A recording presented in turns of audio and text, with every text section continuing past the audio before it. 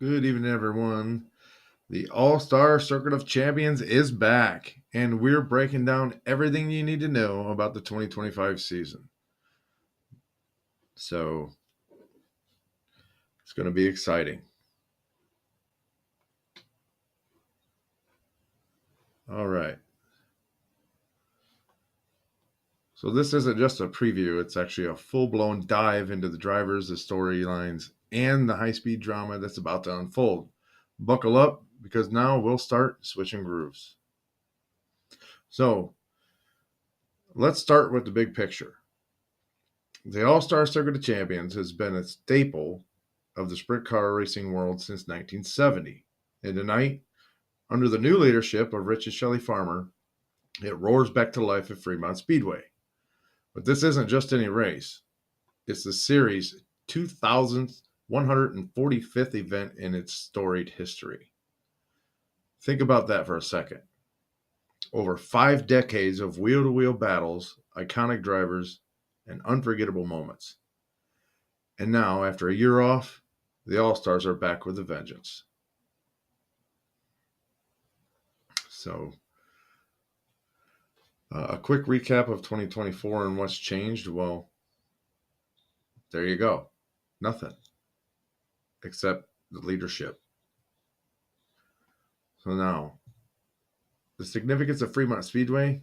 Well, the track has deep roots in the All Star history. So the schedule: 28 races across 5 states, including Ohio Sprint Speed Week. Breaking down all 13 contenders. Now let's talk about the drivers. This year's roster is a perfect storm of youth, experience, and raw talent. We've got teenagers looking to make a name, veterans proving they still got it, and a few wild cards who could actually shake up the whole championship. Let's go through them one by one. First, we have Leighton Wagner, the teenage phenom. Let's start with one of the most intriguing young guns in the field. 19-year-old Leighton Wagner from Enon Valley, Pennsylvania, is just that. This kid represents the next generation of family owned sprint car operations trying to compete against the big budget teams. Last season was a real roller coaster for Wagner in the Wagner Racing 38. They struggled mightily out of the gate in 2024, but then something clicked when they brought Scott Bartson on board as crew chief mid-season. The turnaround was actually noticeable. Suddenly, this kid who was struggling to qualify was running competitive laps in Western Pennsylvania bull rings like um, oh oh man, I forgot the name. But anyway, at places like Lernerville and scoring top tens at Wayne County Speedway. The big question for 2025, though, is adaptability.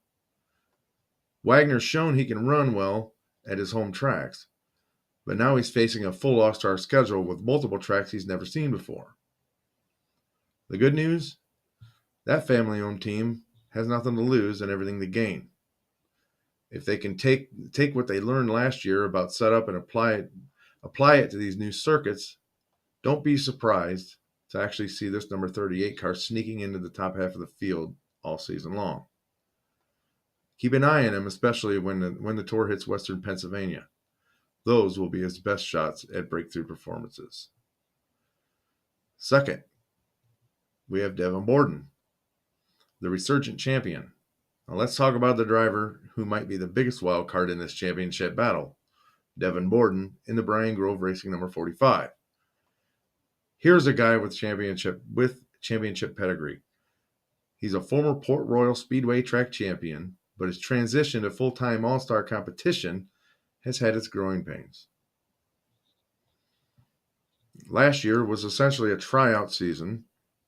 Borden made limited appearances in the number 45 car with mixed results, and particularly struggling when the team ventured into Ohio.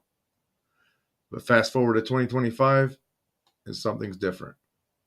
That season opening win at Attica in the AFCS opener, that wasn't just any win.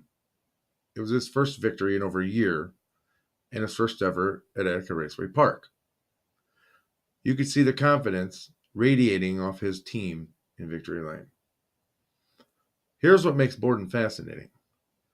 Most of these all-star tracks will be new to him, but they'll be new to nearly everyone else too in this rebuilding year for the series. And if that Attica win wasn't a fluke, if it truly represents Borden and this team figuring out something, he could be this season's Cinderella story. The key will be consistency in points racing, something he hasn't had to focus on in recent years. If he can turn top 10s into top 5s with regularity, the field better watch out. Next, in the 5E, we've got Bobby Elliott, a driver who quietly put together one of the most consistent seasons in Ohio last year, finishing third in Fast Series points. What makes Elliott interesting is that he's not only flashy, but he's actually the type of driver who might not win 5 features a year, but he will give you 15 top 5 finishes when it's all said and done. His 2024 campaign at Wayne County Speedway was particularly impressive.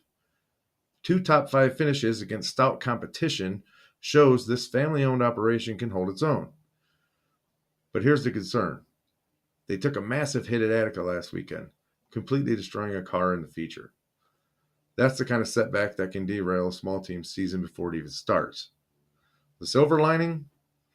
This Elliott team has actually shown resilience before. If they can use that wreck as a learning experience, rather than a confidence shaker, Elliott's steady, methodical approach could actually make him a dark horse in the points chase. He may not lead the most laps, but he could very well be there at the end when the championship is decided.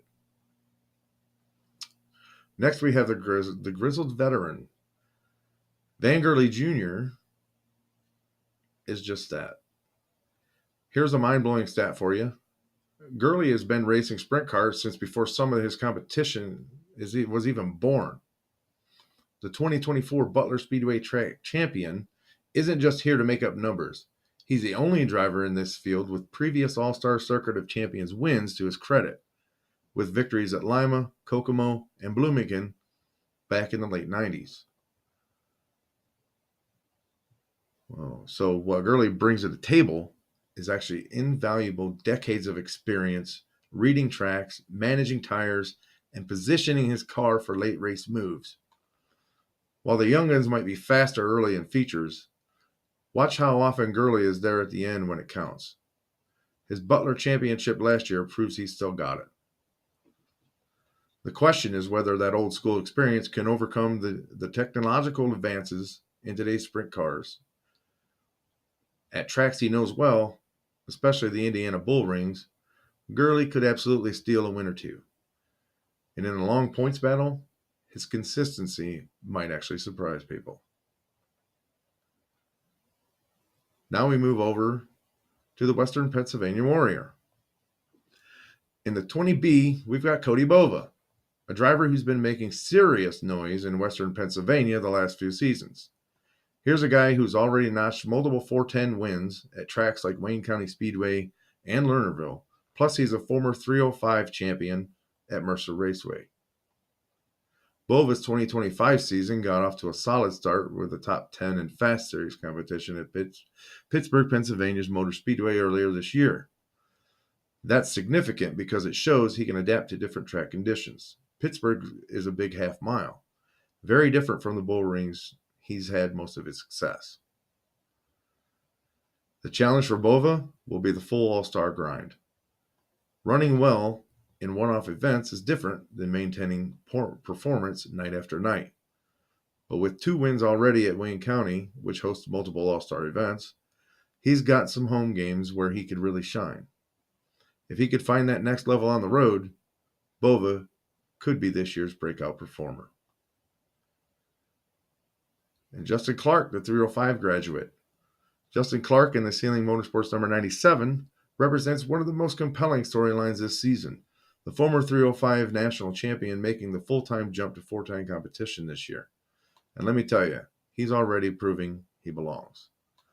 The March 29th race at Attica, Clark came in with a tenth of a second, came within a tenth of a second of scoring his first career win in a 4:10 in just his third start of the season. That's not just impressive, it's a statement. The transition from 305s to 410s is notoriously difficult. The horsepower difference is just staggering.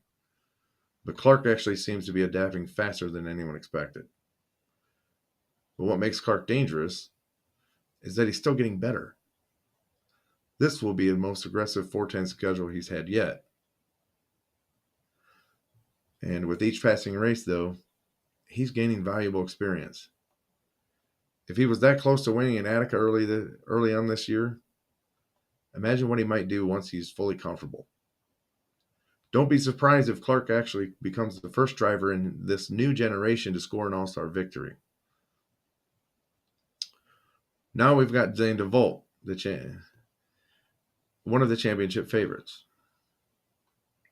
Now we come to one of the preseason championship favorites, Zane DeVault, in the lane racing number 4. And if you're looking for a complete package of talent, equipment, experience, this might just be your team. DeVault and the lane racing team already have All-Star Tour experience under their belts, and they come into 2025 fresh off a second-place finish in last year's Fast Series points. That consistency is crucial. This team knows how to accumulate points night after night and get things done. But here's a real kicker. DeVault is one of only 2 drivers in the entire well, I shouldn't say field. I was going to say field. In the entire group on this roster who actually has a complete Ohio Speed Week under his belt. When that grueling stretch of races hits in June, that experience will actually be invaluable.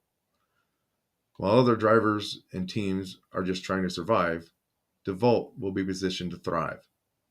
The lane racing team has shown they're willing to be aggressive with strategy and setup choices, and that could pay huge dividends on the All-Star Tour, where the track conditions could vary wildly from night to night. If there's a safe bet in this field, DeVault just might be it. The name Kavanaugh carries serious weight in the All-Star Circuit of Champions history, and now a new generation is carrying the torch. Creed Kavanaugh steps into the family-owned 15K with the ultimate mentor in his corner, Father Chad, a 6-time All-Star champion. This is a massive step in Creed's development. While he's shown flashes in limited 410 starts, running the full All-Star Tour is a different beast entirely. The good news, he's got access to one of the greatest minds in sprint car racing history, Chad Kavanaugh. Chad knows every trick in the book when it comes to setting up a car and managing a points race. The key for Creed will be patience. This season could be viewed as a learning experience for first and foremost. But don't mistake that for a lack of potential. If he can absorb his father's knowledge and apply it on the track, we could see the first 410 for the next generation of Kavanaugh racing before the season's end. Trey Jacobs in the 49X finds himself in perhaps the most intriguing position of any driver on tour. Taking over the Demian Rudzik 49X car with series pedigree.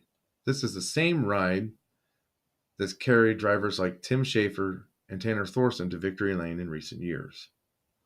For Jacobs, this represents the biggest opportunity of his young career. He's shown promise in not limited starts, but in many starts. But now he's actually being handed the keys to a proven race-winning operation. The pressure will actually be on to perform immediately. The good news, this team knows how to win. And if Jacobs can quickly develop chemistry with his crew, he's got all the tools around him to succeed. But the bad news, there will be growing pains as he adjusts to new tracks and the grind of touring racing. Here's my bold prediction. If Jacobs is still in this ride by Ohio Sprint Speed Week, we could see him break through for that first career All-Star win. The talent's there, and now he's got the equipment to match. At just 18 years old, teenage sensation Darren Nida is already turning heads across the Midwest.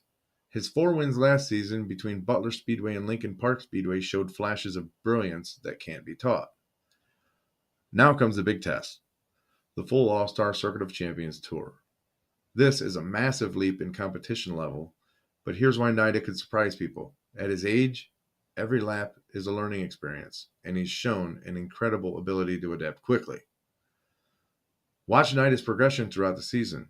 Early on might be a struggle, especially to qualify and for features. But by midsummer, don't be surprised if he's racing his way into the top 10s, and the key for this team will be patience. This season should be about development rather than results. If they manage expectations properly, NIDA could develop into one of the series' brightest young stars. Now, if you're looking for the ultimate wildcard in this field, look no further than 15-year-old Aiden Price in the Mark Daly Racing number 2 MD. Here's what makes Price fascinating. He's making the jump straight from 600 micro sprints over to 410 sprint cars with 0 intermediate steps. Price is a former Millbridge Speedway track champion in micros, which shows he's got talent behind the wheel. But let's be clear, a 410 sprint car is a completely different animal. The speed, the physical demands, and the mental approach, everything about this will be new. Realistically, this season should be viewed as an extended test session for Price. If he can simply qualify for a few features and log laps, that's a win. But don't discount the possibility of this kid turning some heads later in the season, especially after he gets comfortable. Remember the name. In 3 or 4 years, Aiden Price could be a force to be reckoned with. Now, the most underrated contender, Brandon Spithaler. If there's one driver in this field who might be flying under the radar despite an incredible resume, it's Brandon Spithaler. The 2-time and defending Fast Series champion comes into the All-Star Tour with something to prove. Let's look at the numbers. 16 wins across the tri-state area over the last 2 seasons. A top 5 finish against the World of Outlaws at Attica, and a championship at Lernerville. This season isn't just a good regional driver. This is excuse me. This isn't someone who's dominated every track. He's actually competed at. This is someone who's dominated every track he's actually competed at. I'm sorry. What makes Spithaler dangerous, though, in my opinion, is his versatility. Unlike some drivers who actually specialize in one type of track, Spithaler has actually shown he can win on bull rings, half miles, and everything in between. That's crucial for an all-star schedule that visits such a variety of venues. Now, here's my take. While Caleb Henry might be the media's championship favorite, Spithaler is a driver who keeps crew chiefs up at night. He's the complete package, fast, consistent, and experienced in points racing. If he adapts quickly to the new tracks, he could run away with this thing. Like I said, we come to the preseason as of right now. Championship favorite, Caleb Henry. Driving the Running Boxer Farms 101, the defending Fremont Speedway track champion comes into 2025 with a new secret weapon, crew chief Andy Potter, whose resume speaks for itself. Henry's greatest strength is his adaptability. Whether it's a slick technical surface or a heavy fast track, he's shown an uncanny ability to figure out what his car needs quickly. That's invaluable on the All-Star Tour, where track conditions can change dramatically throughout the night. With Potter now calling the shots, though, this team has all the pieces in place for a championship run. They've got the driver talent, the crew chief experience, and the equipment to compete every single night. The only question is how they'll handle the pressure of being the favorites. If he can maintain their focus through the inevitable ups and downs of a long season, the 101 team could be holding the championship trophy, when it's all said and done. So, who's really the team to beat? Well, all right, let's cut to the chase. Who's winning this thing? Right now, the smart money is on Caleb Henry, defending Fremont champ, new crew chief Andy Potter. This team is loaded. But Brandon Spithaler is lurking. Two-time fast champ, 16 wins in 2 years. This guy doesn't know how to run slow. And don't sleep on Zane DeVault. Second in fast points last year, full speed week experience. This could be his breakout season. So, man, it's going to be exciting. The X Factors, Devin Borden's momentum, and Van Gurley Jr.'s veteran suave. Who do you think wins it all? Let me know in the comments below. But the wild cards and storylines to watch, that's going to be what we talk about now. The guys who might not be favorites could steal a win or two or three and turn the championship upside down. Trey Jacobs in the 49X. Can he fill Cale Thomas's shoes? Can he fill Tim Schafer's shoes? Aiden Price, the 15-year-old rookie, how will he handle the jump to 410s? And Creed Kemenaw's legacy play, the weight of being a Kemenaw in the All-Star Circuit of Champions competition. What this season means for sprint car racing, well, this isn't just about 2025. The All-Stars return is a statement for the sport. With the Outlaws, with the World of Outlaws and the High Limit Series dominating headlines, this series is a proving ground for the next generation of stars. A strong season could mean bigger fields, more sponsors, and a brighter future for wing sprint car racing in the Midwest and beyond. Henry actually enters as a favorite, but Spithaler's consistency and Zane DeVault's experience keep them hot on his heels. Borden's Attica win proves he's a factor, while Gurley's veteran suave could shake things up. With a mix of proven winners, young guns, and wild cards, the 2025 All-Star Circuit of Champions season promises to be edge of the seat action from green to checkered every race. For fans and promoters alike, this is exactly the kind of racing they've been waiting for. So buckle up. It's going to be a thrilling ride. And I'm Russ Fritz saying, race hard, stay safe,